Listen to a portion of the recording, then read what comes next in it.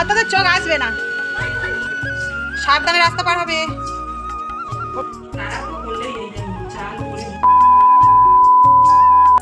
একটা কথা আমি কিন্তু খুব মানি, ভালোবাসা দিলে আমি মনে করি অবশ্যই তুমি ভালোবাসা ফেরত পাবে। সো হ্যালো এভরিওয়ান, আমি টুম্পা, আমার নতুন আরও একটা ব্লগে তোমাদের সবাইকে ওয়েলকাম। আশা করছি ওদিকে তোমরা সবাই বেশ ভালো আছো, এদিকে তোমাদের ভালোবাসার আশীর্বাদে আমাদের এক একটা দিন কিন্তু বেশ ভালোই কাটছে। তাহলে চলো আজকের ভিডিওটা শুরু করা যাক। কদিন ধরে শরীরটা তো প্রচণ্ড খারাপ, আর সত্যি কথা বলতে ওষুধ খাওয়াতে আমার না সকালে করে কিছুতেই যেন ঘুম ভাঙতে চায় না। কিন্তু ওই যে আজ যেহেতু বৃহস্পতিবার, আজ কিন্তু অনেক সকাল সকাল উঠেছি, মানে প্রায় তখন 6:45 বাজে। ছেলেকে তো 5:30টায় ডেকে দিয়েছি, আর আমিও একটু এদিক ওদিক কাজ করতে করতে প্রায় 6:45 বেজে গিয়েছে। যাই হোক, উঠে দেখো একটুও কিন্তু লেট করিনি। ওই যে আজকের বৃহস্পতিবার, আর আজ কিন্তু কাজের প্রচণ্ডই চাপ, তার ওপরে ছেলে যাবে স্কুলে, মানে সমস্ত কিছু আমাকে কিন্তু, যাই হোক আর একটুও দেরি না করে কাজে তো লেগে পড়েছি। আর যেহেতু বললাম না কদিন ধরে শরীরটা প্রচণ্ডই খারাপ, তাই কোনো কাজেই মন লাগে না। কিন্তু কি বলো তো, করতে তো হবে আমাদেরকে এই কাজ, তাই তাড়াহুড়ো করে দেখো কাজগুলো সমস্ত কিছু সেরে নিলাম। আর তারপরে কিন্তু চলে এসেছি দেখো স্নান করে ঠাকুর ঘরে। আর এসে দেখি তোমাদের দাদাভাই কিন্তু সমস্ত কিছু জোগাড়জান্তি করে রেখে দিয়েছে। আর আমি দেখো তাড়াহুড়ো করে কিন্তু বৃহস্পতিবারের পুজোটা কিন্তু সেরে নিলাম। যাই হোক, অনেক দিদিভাই আমাকে কমেন্ট করেছিল বোন নাইটি পরে কিন্তু পুজো করতে নেই, কিন্তু কি করব দিদিভাই, সত্যি কথা বলতে এতটাই সময়ের অভাব যে নাইটি ছাড়া আর কোনো গতি নেই।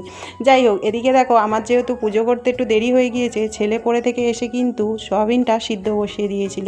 যেহেতু আজকের বৃহস্পতিবার তাই সয়াবিন রান্না হবে। আর এদিকে দেখো আমি এসে চাল বার করতে গিয়ে আরও এক বিপদ ঘটিয়ে ফেলেছি, সমস্ত চাল গিয়েছে ছড়িয়ে। আর এগুলোকে গুঁড়াতে গুঁড়াতে আমার আরও দেরি হয়ে গেল। এটাই হয় জানো তো, যখন প্রচণ্ড তাড়াহুড়ো থাকে তখন কিন্তু সমস্ত দিকের কাজকর্ম গুলিয়ে যায়।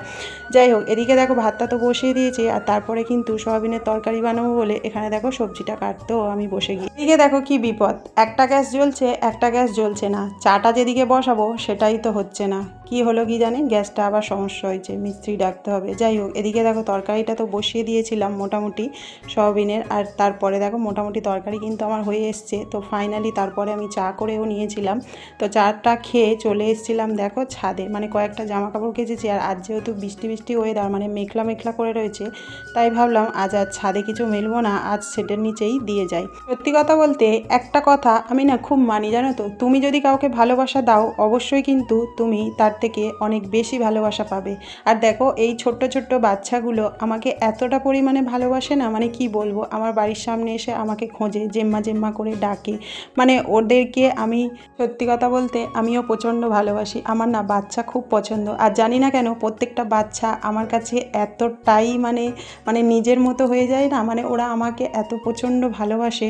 সত্যি কথা বলতে কি বলো তো, আমি ওদের সঙ্গে এত বেশি বকর বকর করি তো ওরা না মানে আমার সঙ্গে এসে খেলা করে আর কি, এটাই হচ্ছে মেন ব্যাপার। যাই হোক, এদিকে দেখো গল্প করতে করতে আমার ছেলে খাওয়া দাওয়া তো হয়ে গেল, আর আজ কিন্তু একা একাই স্কুলে যাচ্ছে, কারণ ওর বন্ধু যাবে না। যাক, শেষ টাইমে বলেছিল তাই আমি আর গিয়ে উঠতে পারলাম না। এদিকে দেখো শাশুড়ি মা মোচাটা কেটে দিয়েছিল, ওই যে কাল বাজার থেকে মোচা নিয়ে এসেছিলাম। তো ফাইনালি দেখো একটা প্রেসারে কিন্তু আমি ছোলা আলু আর মোচাটাকে সিদ্ধ করে নিয়েছি, মানে একটা সিটি মেরে নিয়েছি আর কি।